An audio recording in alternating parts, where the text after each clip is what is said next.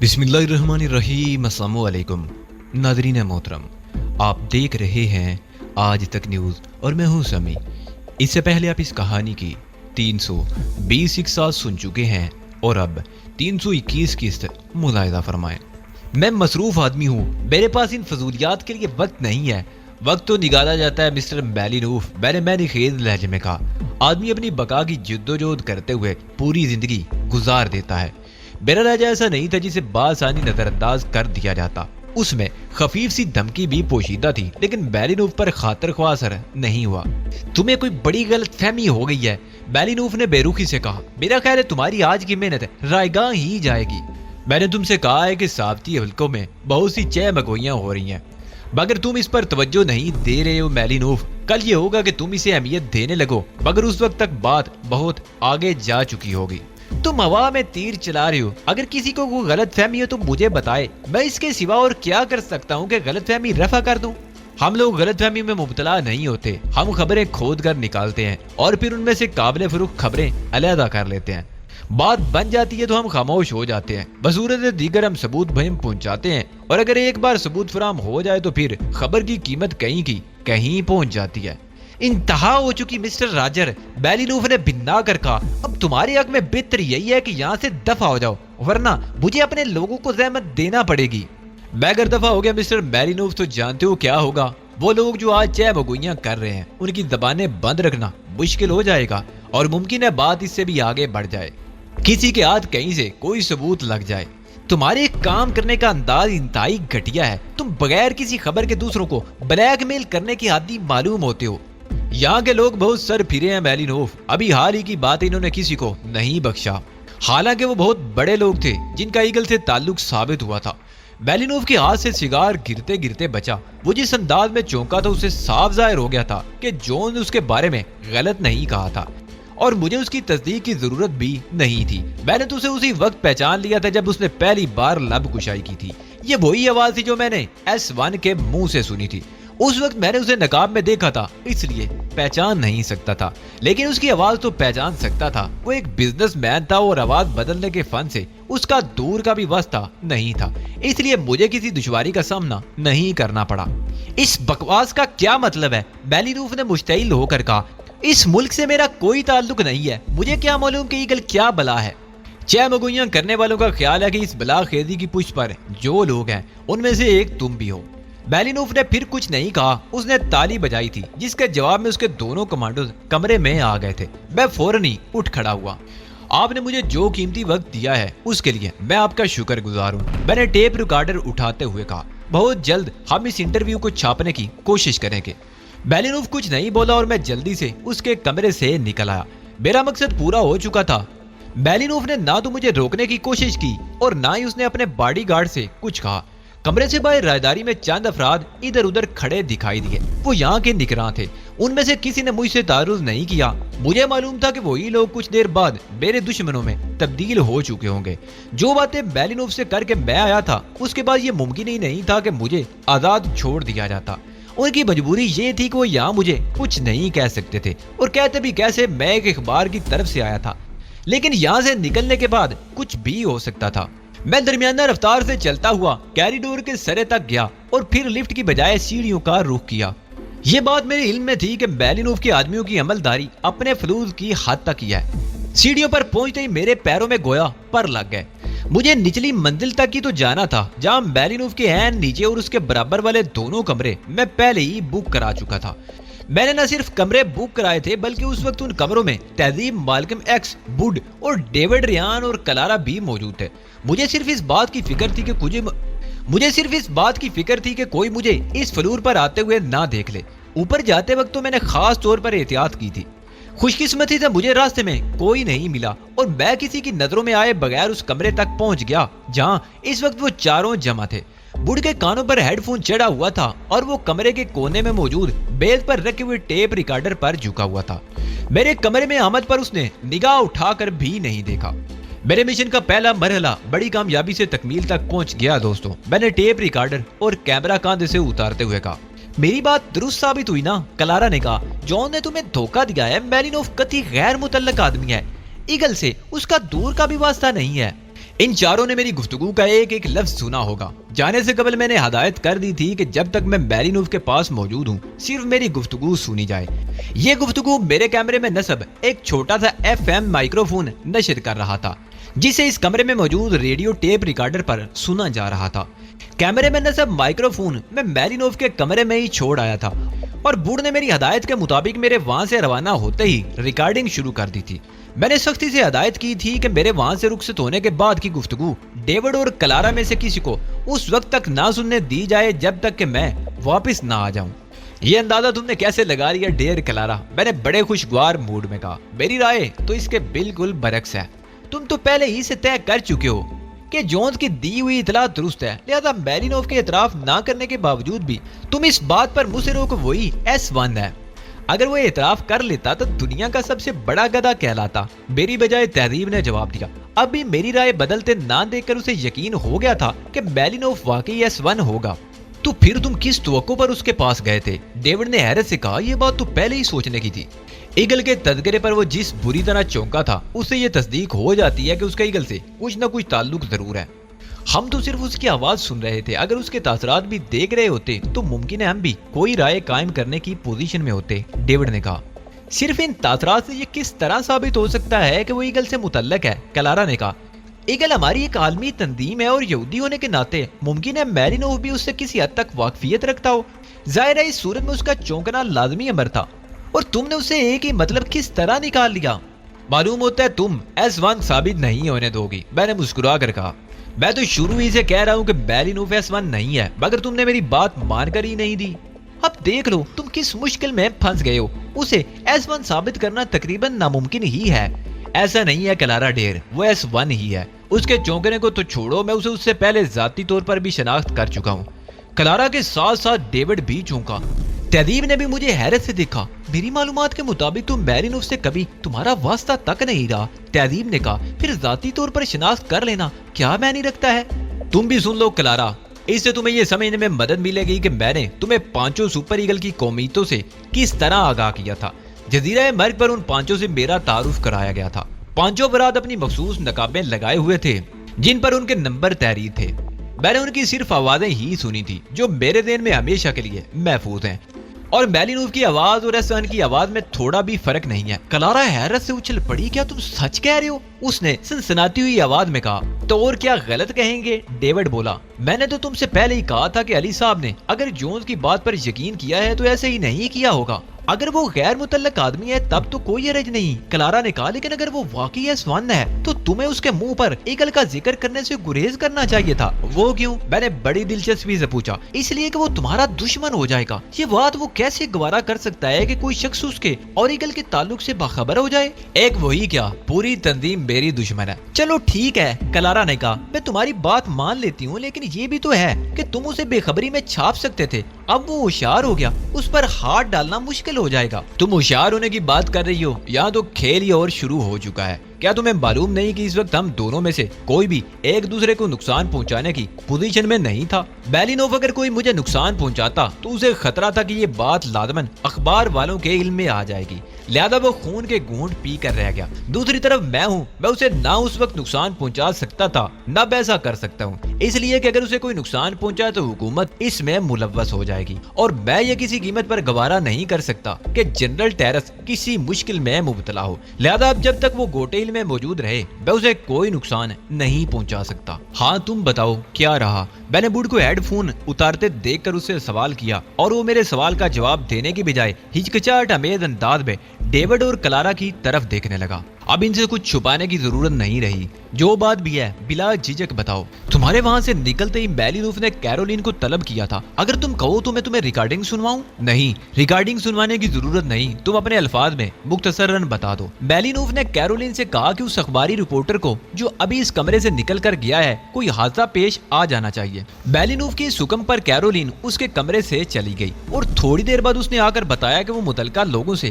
کہہ آئی ہے راجر کسی حادثے میں مارا جائے گا۔ اس نے میلینوف سے اس حکم کی وجہ پوچھی، جس پر میلینوف نے کہا کہ کسی طرح یہ اخباری رپورٹر اس بات سے آگاہ ہو گیا ہے کہ اس کے اور ایگل کے درمیان کوئی تعلق ہے۔ قبل اس کے کہ وہ اس راز سے کسی اور کو آگاہ کرے، اسے ہلاک ہو جانا چاہیے۔ اس اطلاع پر کیرولین نے حیرت کا اظہار کیا۔ پھر ابھی میلینوف تک یہ اطلاع پہنچائی گئی کہ راجر نامی رپورٹر ہاتھ نہیں آ سکا، نہ کسی نے اسے ہوٹل میں داخل ہوتے دیکھا اور نہ ہی باہر نکلتے دیکھا۔ سن لیا تم نے؟ میں نے کلارا کی طرف دیکھا۔ اب تو تمہیں یقین آ گیا کہ میلینوف ہی ہمارا مطلوبہ شخص ہے۔ یقین تو پہلے ہی آ گیا تھا، اب یہ یقین اور زیادہ پختہ ہو گیا ہے، کلارا نے کہا۔ اس کا مطلب یہ نہیں ہے کہ ایگل کے ڈھانچے میں کچھ تبدیلیاں رونما ہوئی ہیں۔ یہی بات میں تمہیں سمجھانے کی کوشش کر رہا تھا، مگر تمہاری سمجھ میں نہیں آ رہی تھی۔ اور سنو چیف، بڈ نے کہا، اس کی آدمی بہت تیز ہے۔ انہوں نے متعلقہ اخبار کے دفتر سے راجر کے بارے میں معلوم کرنے کی کوشش کی تھی۔ تم اندازہ کر سکتے ہو کہ انہیں وہاں سے کیا جواب ملا ہوگا اور اس پر ان کا کیا رد عمل ہوا ہوگا؟ میں بخوبی اندازہ کر سکتا تھا کہ اس اطلاع پر میلینوف حواس باختہ ہو گیا ہوگا اور اس نے اپنی تمام تر مصروفیات منسوخ کر دی ہوں گی۔ اسے اپنی جان کا خطرہ لاحق ہو گیا ہوگا۔ سیکورٹی کے آدمیوں کو نائل قرار دیا جا رہا ہوگا۔ ایک جعلی اخبار نویس کا اس تک رسائی حاصل کر لینا اس کے عملے کی نائلی کی کھلی دلیل تھا۔ تم نے ایگل کو ہوا بنا رکھا تھا، میں نے کلارا سے کہا۔ تم اس بات کے بھی سخت خلاف تھی کہ ایگل سے تصادم کا خطرہ مول لیا جائے۔ اب کیا خیال ہے؟ سپر ایگل تک ہماری زد پر ہیں۔ میں نے جو باتیں بھی کی تھی ایڈم ٹی فلوک سے کی تھی، کلارا نے مسکرا کر کہا۔ اس وقت مجھے یہ تو معلوم ہی نہیں تھا کہ جس شخص سے میں باتیں کر رہی ہوں وہ اصل میں ایگل سے بھی بڑا ہوا ہے۔ لیکن تمہارا یہ انداز بہرحال تھا غلط، ڈیوڈ ریان بولا۔ اس لیے کہ اب میلینوف اس واقعے کی اطلاع رینڈل تک پہنچانے کی کوشش کرے گا تو اب اسے اتنا بھی حق نہیں۔ میں نے ہنس کر کہا، اچھا ہے وہ اپنے حمایتیوں کو بھی آواز دے کر دیکھ لے۔ رینڈل تو اس وقت خود اپنی جان بچانے کی فکر میں ہوگا، کلارا نے کہا۔ گوٹیلو اس کے بعد شیگورائی میں ہونے والے ایگل کے نقصان کے بعد وہ چھپا چھپا پھر رہا ہوگا۔ وہ چھپا چھپا پھر نہیں رہا ہوگا بلکہ میری گھات میں ہوگا۔ میرے ہاتھوں سے جس قدر نقصانات پہنچے ہیں اس کے بعد وہ نچلا نہیں بیٹھ سکتا۔ جب تک اس نے فیلڈ ورکر کی حیثیت سے کام کیا اس کی دلیری کا کوئی ثانی نہیں تھا۔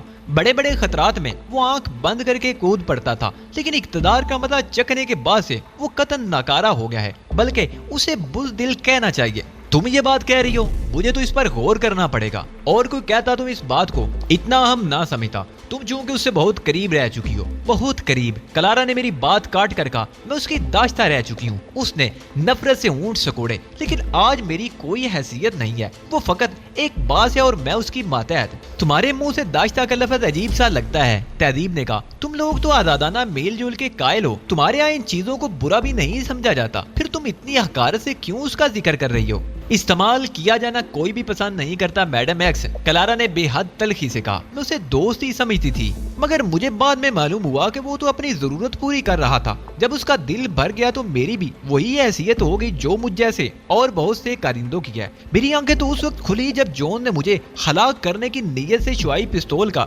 ٹرائگر دبا دیا۔ اس کے بعد جو تھوڑی بہت کسر رہ گئی تھی وہ علی صاحب کے رویے نے پوری کر دی۔ انہوں نے دشمن ہوتے ہوئے بھی مجھ سے کوئی تعارض نہیں کیا، تو مجھے بہت کچھ سوچنے پر مجبور ہونا پڑا، اور اب میں رینڈل کی ہلاکت تک سکون سے نہیں بیٹھ سکوں گی۔ میں نے ایک طویل سانس لی۔ ان باتوں کو چھوڑو، اب میں اپنے پروگرام کے دوسرے مرحلے پر عمل شروع کر رہا ہوں۔ میں نے بڈ کو اشارہ کیا اور اس نے وہ موبائل فون میرے حوالے کر دیا جو میں جنرل ٹیرس سے لے کر آیا تھا۔ ان دنوں گوٹیل میں موبائل فون رکھنا جرم تھا اور حکومت کے انتہائی اہم لوگوں کو موبائل فون استعمال کرنے کی اجازت تھی۔ میں نے موبائل فون پر نمبر ڈائل کیا اور ذرا ہی دیر میں میلینوف سے بات کر رہا تھا۔ مجھے پہچانا میلینوف؟ میں نے بھرائی ہوئی آواز میں کہا۔ میں راجر بات کر رہا ہوں، تمہارا خادم۔ تم کہاں ہو مسٹر راجر؟ مجھے تم سے بہت ضروری باتیں کرنی ہیں، تھوڑی دیر کے لیے میرے پاس آ جاؤ۔ نہیں میلینوف، میں نے کیا لگا کر کہا، اگر اب میں تمہارے پاس آیا تو میری واپسی مشکل ہو جائے گی۔ میں تمہیں اپنی گاڑی میں واپس بھجوا دوں گا، میلینوف نے تیزی سے کہا۔ کس وقت آ رہے ہو؟ تم بہت معصوم ہو میلینوف، کسی بات کا مطلب ہی نہیں سمجھتے۔ کیا مجھے یہ بھی بتانا پڑے گا کہ تمہارے آدمی مجھے حادثے کا شکار بنانے میں ناکام ہو گئے ہیں؟ تم کیسی باتیں کر رہے ہو؟ میلینوف اکلا گیا۔ میں ایک بزنس مین ہوں، صفائی پیش کرنے کی ضرورت نہیں ہے میلینوف، میں نے مزے کانا انداز میں کہا۔ میرے روانہ ہوتے ہی تمہارے آدمیوں تک تمہارا یہ حکم تمہاری سیکٹری کیرولین کے تبس سے پہنچا تھا، مگر میری رفتار زیادہ تیز رہی، وہ میری گرد بھی نہیں پا سکے۔ تم شدید غلط فہمیوں کے شکار لگتے ہو، معلوم نہیں تمہارا واسطہ کن لوگوں سے رہا ہے۔ بزنس مین تو سودے بازی کے ماہر ہوا کرتے ہیں، یہ سب باتیں جو تم بیان کر رہے ہو یہ تو دہشت گردوں اور تخریب کاروں کا شعار ہوتی ہیں۔ جب تمہارے آدمی مجھے ڈھونڈنے میں ناکام ہو گئے تو انہوں نے اخبار کے دفتر سے معلومات حاصل کرنے کی کوشش کی، لیکن جب تک میں نہیں چاہوں گا تمہیں میرے بارے میں کہیں سے کچھ بھی معلوم نہیں ہو سکے گا بیلینوف، اس لیے کہ کام جتنا بڑا ہو اتنے ہی بڑے پیمانے پر کیا جاتا ہے۔ تم لاکھ کوشش کر لو میری گرد کو بھی نہیں پہنچ سکو گے۔ میرے آدمیوں نے تمہیں تلاش کرنے کی کوشش ضرور کی تھی مگر وہ اس میں کامیاب نہیں ہو سکے، مجھے اس کا اعتراف ہے، لیکن یہ تلاش صرف اس لیے تھی کہ میں تم سے کچھ اہم باتیں کرنا چاہ رہا تھا۔ اپنے کمانڈوز کو تم نے خود طلب کیا تھا بیلینوف، اپنے کمرے سے تم نے خود مجھے نکالا تھا، میں تو تم سے بات چیت ہی کرنے کے لیے آیا تھا، مگر تم نے کس نامعقول رویہ کا مظاہرہ کیا۔ مجھے کہنے دو کہ تم دنیا کے نامعقول ترین انسان ہو، تم اپنے آپ کو بزنس مین کہتے ہو مگر انتہائی احمق ہو اور گدھے ہو، تمہیں تو چرنے کے لیے کسی چراگاہ میں چھوڑ دینا چاہیے۔ تمیز سے بات کرو، بیلینوف نے غصے سے کپکپاتی ہوئی آواز میں کہا۔ تمہیں معلوم نہیں کہ تم کس سے ہم کلام ہو؟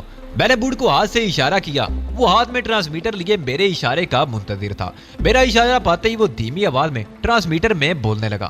مجھے خوب معلوم ہے کہ میں کس سے مخاطب ہوں، میں نے پرسکون لہجے میں کہا، لیکن تمہیں کچھ اندازہ نہیں ہے۔ میں تمہیں وارننگ دے رہا ہوں کہ آئندہ مجھ سے اس لہجے میں بات نہ کرنا ورنہ سنگین نتائج بھگتنے پڑیں گے۔ میں تمہارے خلاف رپورٹ درج کراؤں گا، بیلینوف نے غصیلی آواز میں کہا۔ پولیس خود ہی تمہارا سراغ لگا لے گی۔ میں مذاقانہ انداز میں ہنسا۔ ذرا کھڑکی کی طرف توجہ رکھنا بیلینوف، میں نے کہا۔ بیلینوف کے کمرے کی کھڑکی سڑک کے رخ پر نہیں تھی بلکہ اس طرف ہوٹل کا احاطہ تھا جس میں سوئمنگ پول تھا، اس کے بعد احاطے کی دیوار تھی جس کے بعد ایک پبلک پارک تھا۔ اس پبلک کار کا طول 2 فرلانگ سے کسی طرح کم نہیں تھا۔ پارک ختم ہونے کے بعد سڑک تھی اور سڑک کے دوسری طرف ایک چھوٹا سا کلب تھا۔ اس کلب کی چھت پر علی گروپ کا ایک رکن دوربار رائفل لیے الرٹ بیٹھا تھا۔ اس کے پاس ایک ٹرانسمیٹر بھی تھا جس پر بوڑھ سے اس کا مسلسل رابطہ قائم تھا۔ یہ سب کچھ پہلے سے ترتیب دیے ہوئے پروگرام کے مطابق تھا۔ میں 3 تک گنتی گن رہا ہوں، 1 2 3۔ میں نے بلند آواز سے گنتی گنی، میرے ساتھ بوڑھ نے بھی آہستہ آواز میں گنتی گنی۔ 3 کہتے ہی میں نے ریسیور میں ایک چھناکے کی سی آواز سنی۔ دورمار رائفل سے کیے گئے فائر نے بیلینوف کے کمرے کی کھڑکی کا شیشہ چکنا چور کر دیا تھا۔ میں نے ایک دوسری آواز بھی سنی تھی، گولی کے شیشہ توڑنے کے بعد دیوار سے ٹکرانے کی آواز، اور ایک تیسری آواز بھی تھی جو بیلینوف کے منہ سے برآمد ہوئی تھی۔ وہ اضطرابی طور پر اپنی خوفزدہ چیخ پر قابو نہیں رکھ سکا تھا۔ کچھ اندازہ ہوا بیلینوف کہ تم کس پائے کے آدمی سے مخاطب ہو؟ میں نے تندیہ لہجے میں کہا۔ میں اگر تمہیں گالیاں دوں تو تمہیں وہ بھی برداشت کرنی پڑیں گی۔ تم کوئی مجرم معلوم ہوتے ہو۔ بیلینوف اکلا گیا، وہ بری طرح خوفزدہ ہو گیا تھا۔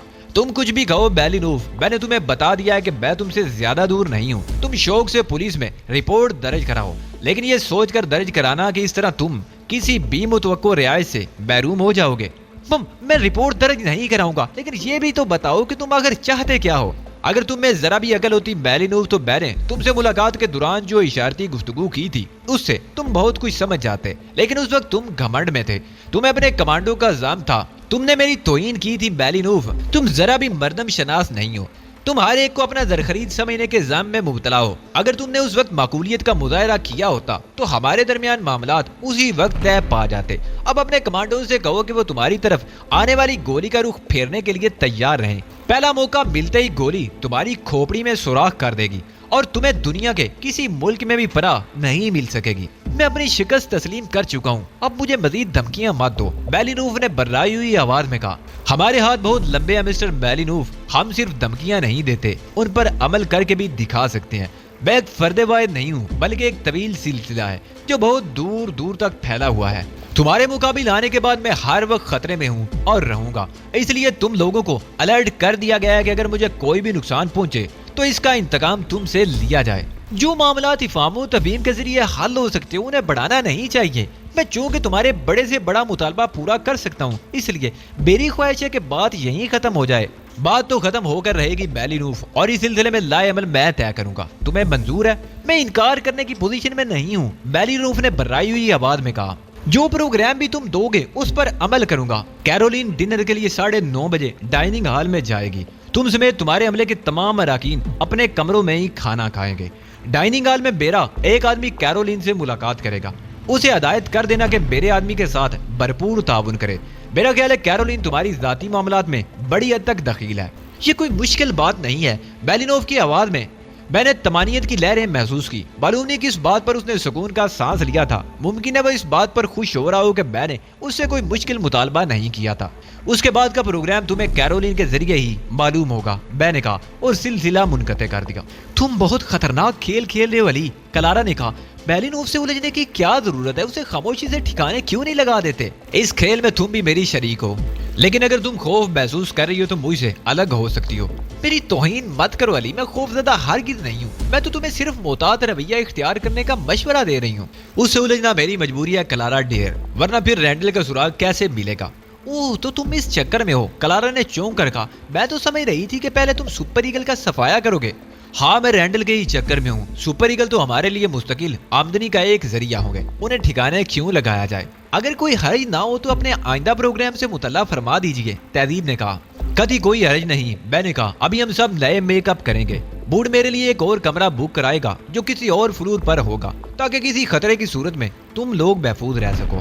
میں اس کمرے سے نکل کر کیرولین سے ملنے کے لیے جاؤں گا, اور میری واپسی بھی اسی کمرے میں ہوگی.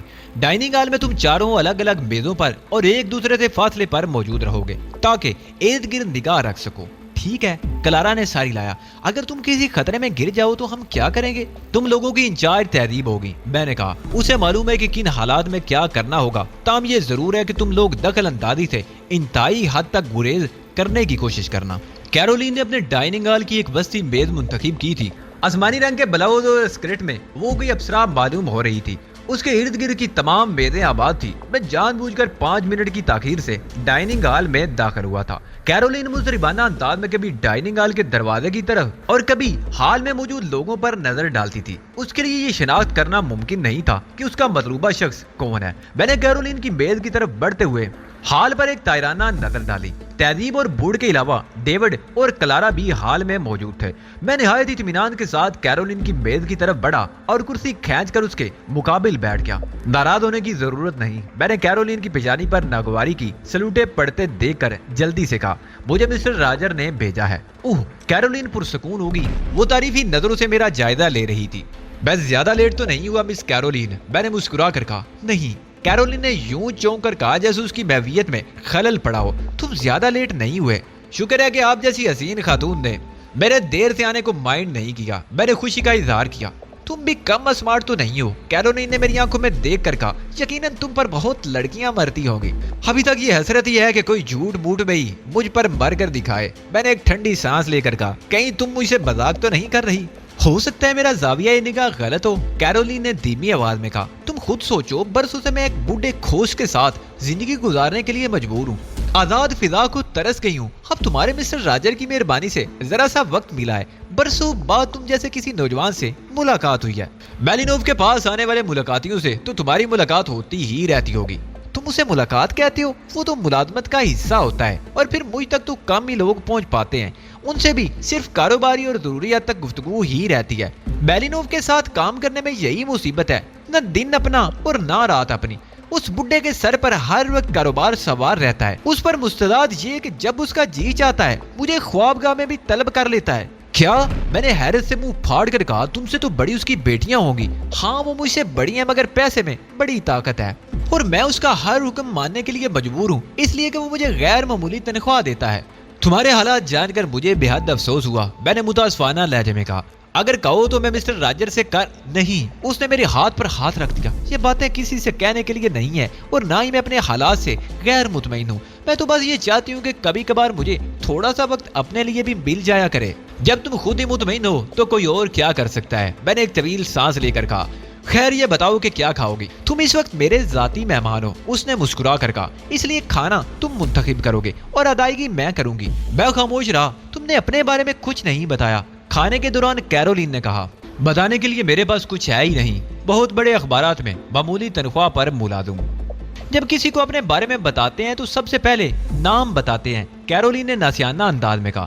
معاف کرنا, تمہیں دیکھنے کے بعد میں اپنے حواس میں نہیں ہوں. میں نے خفت ظاہر کی.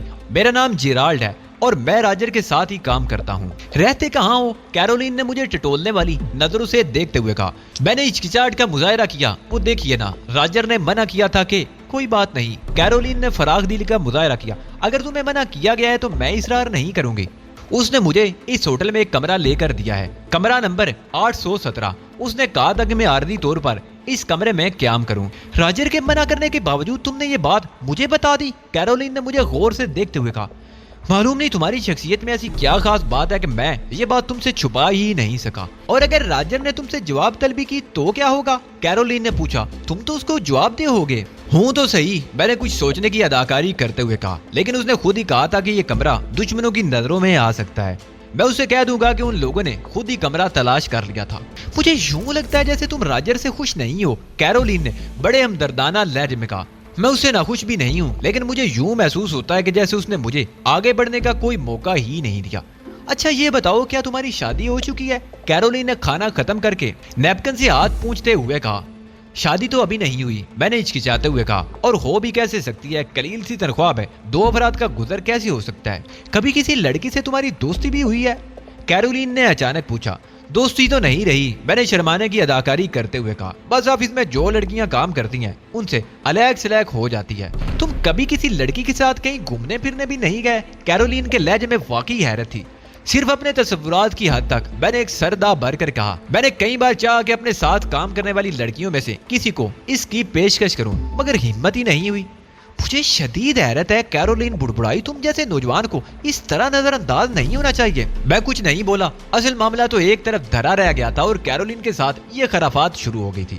مگر نہیں, یہ خرافات تو نہیں تھی. کیرولین جس طرح میری ذات میں دلچسپی لے رہی تھی, اس سے مجھے اندازہ ہو رہا تھا کہ یہ دلچسپی کسی بڑے واقعے کا پیش خیمہ بھی ہو سکتی ہے.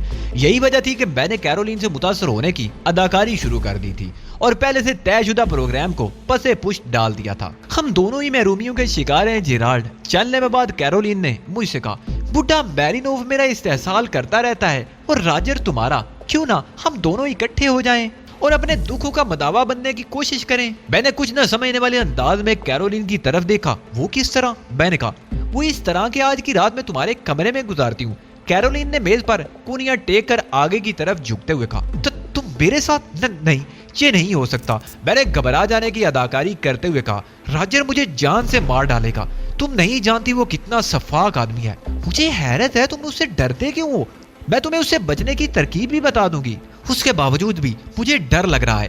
نہیں, میں تمہیں اپنے کمرے میں نہیں لے جاؤں گا. نہیں لے جاؤ گے تو میں زبردستی جاؤں گی, کیرولین مسکرائی. ورنہ شور مچاؤں گی کہ یہ شخص میرے ساتھ زبردستی کر رہا ہے. یہ تو زیادتی ہوگی. میں نے پھولی ہوئی سانسوں کے ساتھ کمزور سے لہجے میں کہا. کوئی زیادتی نہیں ہوگی. اس نے مجھے شوق نظروں سے دیکھتے ہوئے کہا. آج کی رات تو تمہیں میری بات ماننی ہی پڑے گی. مجھے بھی یہی محسوس ہو رہا ہے, میں نے مردار سی آواز میں کہا اور کیرولین ہنسنے لگی. ڈرو مت, میں تمہیں کھا نہیں جاؤں گی, بلکہ آج کے بعد تم بار بار مجھ سے ملنے کی تمنا کرو گے. میں بدستور خود کو بکھلائے ہوئے ظاہر کرتا رہا. بظاہر ایسا معلوم ہو رہا تھا کہ حال میں میرینوف کا کوئی آدمی موجود نہیں ہے. اگر تھا بھی تو ابھی تک ایسی کوئی بات سامنے نہیں آئی تھی جو تشویش کا باعث ہوتی. پھر بل آیا اور کیرولین نے بل ادا کیا. مجھے راجر نے اخراجات کے لیے پیسے دیے ہیں, میں نے کمزور سی آواز میں کہا. اگر تم پسند کرو تو میں ادائیگی کر دوں. ان پیسوں کو تم اپنے کسی کام میں لے آنا. راجر کو مت بتانا کہ بل میں نے ادا کیا تھا, کیرولین نے کہا اور پھر میرا ہاتھ پکڑ کر اٹھ کھڑی ہوئی. آؤ ذرا تمہارا کمرہ بھی دیکھ لوں. اس کا لہجہ میں نہیں خیز تھا. ہال کے دروازے سے نکلتے وقت کیرولین نے میرا ہاتھ تھام لیا تھا. یہ کیا کر رہی ہو؟ میں نے اسے ہاتھ چھڑانے کی کوشش کی. تم بھول گئے, میں شور مچا دوں گی, اس نے شریر لہجے میں کہا. مچاؤں شور؟ نہیں, لیکن لوگ ہمیں دیکھ رہے ہیں, کچھ تو خیال کرو, میں نے بھکلائے ہوئے انداز میں کہا.